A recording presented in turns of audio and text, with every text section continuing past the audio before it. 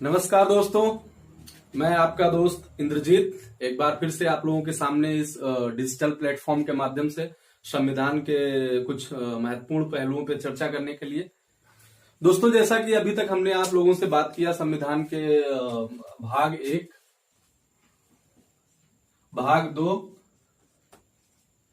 और भाग 3, जिसमें कि हमने बात किया भाग 1 के बारे में, भाग 2 के बारे में और भाग 3 के बारे में। दोस्तों, आज हम लोग बात करेंगे संविधान के एक दूसरे महत्वपूर्ण भाग, जिसको भाग 4 कहते हैं। इसमें क्या दिया गया है दोस्तों? संविधान का जो भाग 4 है दोस्तों, आज हम उस पर बात करेंगे। काफी महत्वपूर्ण है। हमारे भारतीय संविधान में जो ये व्यवस्था बनाई गई है, इसी के आधार पे हमारा जो देश है उसमें जितनी भी नीतियां बनाई जा रही हैं, जितने भी पॉलिसीज, स्कीम और प्रोग्राम्स बनाए जा रहे हैं, अगर आप जानना चाहें कि उनका आधार क्या है दोस्तों, तो उनका आधार इसी भाग में मिलेगा, भाग 4 में। और इस भाग का नाम क्या है दोस्तों? नीति निदेशक सिद्धांत। यहां पे लगा दीजिए राज्य, राज्य के नीति निदेशक सिद्धांत। दोस्तों, जब हमारा संविधान बनाया गया तो उसमें मौलिक अधिकार और नीति के निदेशक सिद्धांत, दो पार्ट ऐसे हैं कि जिनको संविधान की आत्मा कहा गया है। यानी कि हमारा जो गवर्निंग मॉडल बनाया गया है इंडिया का, उसमें इन दो भागों का, यानी कि भाग 3 और भाग 4 का बहुत बड़ा रोल है, बहुत अहम रोल है, जिसके आधार पे हमारा जो राज्य है वो एक कल्याणकारी राज्य है। अगर दोस्तों, कई बार परीक्षाओं में डायरेक्ट प्रश्न पूछा जाता है कि हमारा जो राज्य है वो एक कल्याणकारी राज्य है, और ये बात कहाँ बताई गई है? तो ये बात जो है भाग 4 में राज्य के नीति निदेशक सिद्धांत में ये स्पष्ट रूप से कहा गया है कि इंडिया जो है वो एक वेलफेयर स्टेट है। दोस्तों, जब अंग्रेज हमारे यहाँ शासन करते थे तो वो एक वेलफेयर स्टेट नहीं था, वो एक पुलिस स्टेट था। लेकिन आजादी के बाद जब हमारा संविधान लागू हुआ तो हमारा जो स्टेट है वो एक वेलफेयर स्टेट है। दोस्तों, वेलफेयर स्टेट क्या होता है? वेलफेयर स्टेट एक वो स्टेट है जिसमें एक इंक्लूसिव ग्रोथ की बात की जाती है, इंक्लूसिव डेवलपमेंट की बात की जाती है, समावेशी विकास की बात की जाती है, जिसमें सभी समाज के जो सभी वर्ग हैं, सभी व्यक्ति हैं, उनको समान रूप से समाज में आगे बढ़ने की जो व्यवस्था है उसको हम कल्याणकारी राज्य के माध्यम से पूरा करते हैं। दोस्तों, यहाँ हम चाहेंगे कि इनमें जो शब्द लिखे गए हैं इनके मतलब को हम थोड़ा सा जान ले तो ज्यादा बेहतर होगा। पहला शब्द है नीति। दोस्तों, नीति का अगर इंग्लिश ट्रांसलेशन करें तो होता है पॉलिसी, और निदेशक को अगर इंग्लिश ट्रांसलेट करें दोस्तों तो ये होता है डायरेक्टिव। और अगर सिद्धांत की बात करें तो इसका मतलब होता है प्रिंसिपल।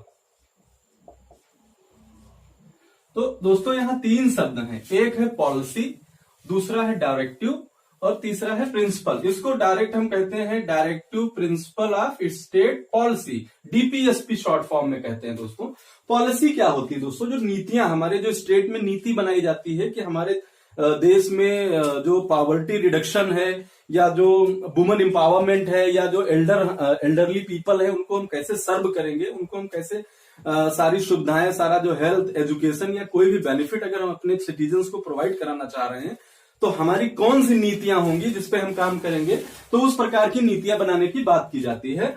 और उसको निर्देशित करने के जो हमारे सिद्धांत होंगे, प्रिंसिपल्स होंगे, कि वो कौन सी वैल्यू होगी, कौन से मूल्य होंगे जिनके आधार पे हम कोई पॉलिसी फॉर्मुलेट करेंगे, और पॉलिसी फॉर्मुलेट करने के बाद उसको हम इम्प्लीमेंट करेंगे ताकि ज्यादा से ज्यादा लोगों को कल्याणकारी सुविधाएं जो है वो प्रोवाइड कराई जा सकें। तो ये सारी बातें दोस्तों राज्य के नीति निदेशक सिद्धांत में रखा गया है, और ये भाग 4 में है। तो दोस्तों, राज्य के नीति निदेशक सिद्धांत और मूलभूत अधिकार जो है उसमें मूलभूत अंतर क्या है? सबसे बड़ा मूलभूत अंतर यह है दोस्तों कि जो राज्य का नीति निदेशक सिद्धांत है ये परिवर्तनीय नहीं है।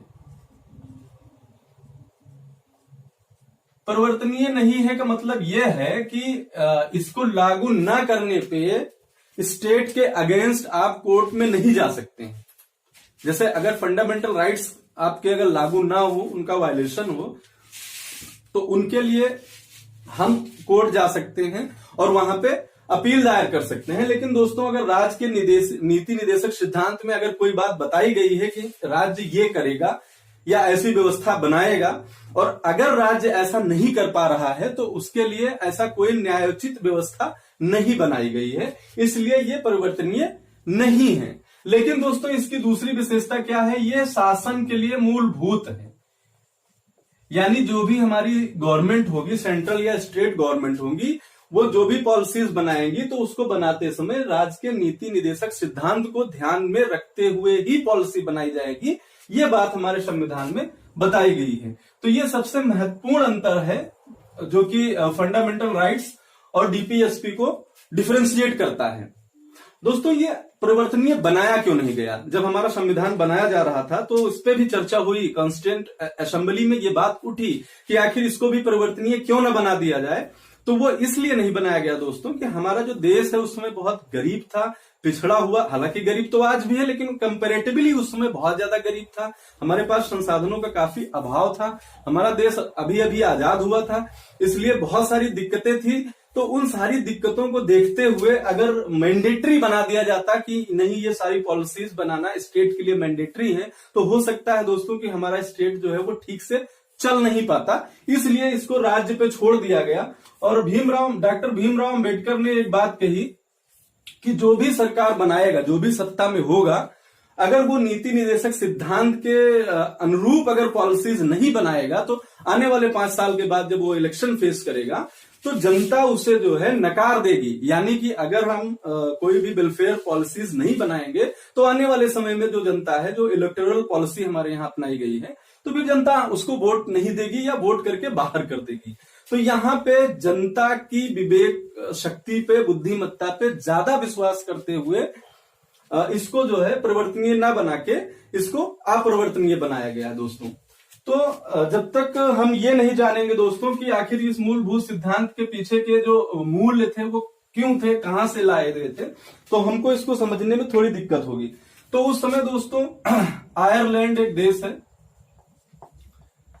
वहां से मूलभूत जो ये सिद्धांत है वहां से कॉपी किया गया है। डीपीएसपी का जो सिद्धांत है वो आयरलैंड के संविधान से लिया गया है। तो अभी तक दोस्तों जो हमने पढ़ा है, यहां से अगर परीक्षा के पॉइंट ऑफ व्यू से देखें तो कम से कम 5 क्वेश्चन, सिर्फ जितनी बातें हमने बताई हैं इतनी बातों से ही 4 से 5 क्वेश्चन आपकी परीक्षा में, स्टेट पीसीएस हो, कोई वनडे एग्जाम हो, यहां तक कि यूपीएससी जैसे पेपर्स में भी कई बार डायरेक्ट क्वेश्चन इस तरीके के पूछ लिए जाते हैं।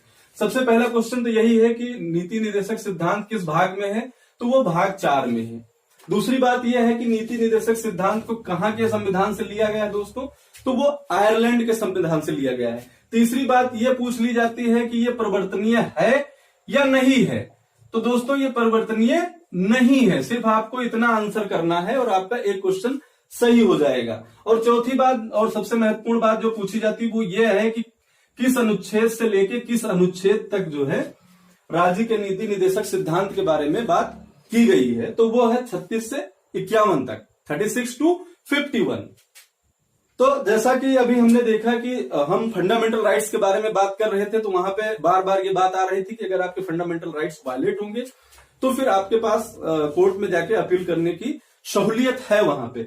लेकिन जो भाग 4 है जिसमें डीपीएसपी के बारे में बात की गई है, तो इसमें जो भी प्रोविजन अभी हम आगे पढ़ेंगे, आर्टिकल 36, उसके बाद जो भी आर्टिकल्स आएंगे जब हम उसमें बात करेंगे, उस पर चर्चा करेंगे, तो उस पर हम बताएंगे कि क्या क्या प्रोविजन किए गए हैं और उन प्रोविजन का इस्तेमाल करके स्टेट ने कौन कौन सी पॉलिसीज बनाई है जिनका हम और आप डेली लाभ ले रहे हैं, हमको और आपको उसका फायदा मिल रहा है। ठीक है दोस्तों, तो अब हम इसके आगे चर्चा करेंगे कि आखिर इन जो अनुच्छेद है इनमें क्या दिया गया है। दोस्तों अनुच्छेद 36 क्या है? जो अनुच्छेद 36 है दोस्तों, इसमें स्टेट के बारे में डेफिनेशन दी गई है।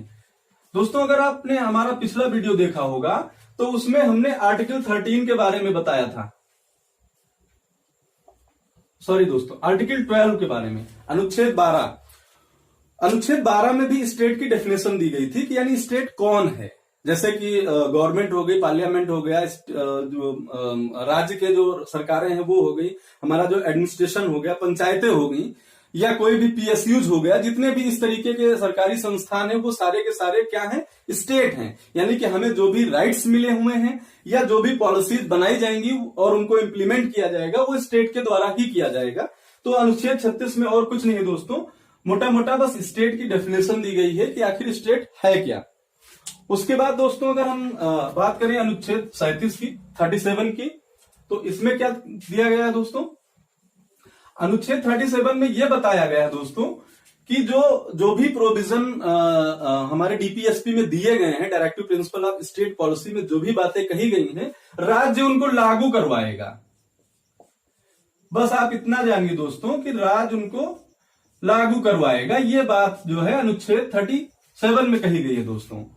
36 में डेफिनेशन की बात की गई है और 37 में यह कहा गया है कि जो भी राज्य के नीति निर्देशक सिद्धांत यहां बताए जा रहे हैं, ये राज्य का कर्तव्य होगा कि वो इन्हें अच्छे से लागू करवाए, अच्छी पॉलिसीज बनाए, ताकि हम वेलफेयर स्टेट के जो सपने हैं उसको हम पूरा कर सकें। तो दोस्तों अभी तक जो हमने पढ़ा भाग 4 के बारे में, डीपीएसपी के बारे में, और उसके बाद में हमने उसके आगे जो बातें पढ़ी हैं, इसको आप ध्यान से समझ लीजिए। उसके बाद जब हम नेक्स्ट वीडियो में मिलेंगे तब हम उसके आगे की बात करेंगे, आर्टिकल 38 के बारे में, आर्टिकल 39 के बारे में, आर्टिकल 40 के बारे में और आर्टिकल 41 के बारे में। दोस्तों ये 4 आर्टिकल जो हैं वो इतने इंपॉर्टेंट हैं कि ये परीक्षाओं में बार बार पूछे जाते हैं, और इनके बारे में हम डिटेल से बात करेंगे अगली वीडियो में। तब तक के लिए बहुत बहुत धन्यवाद।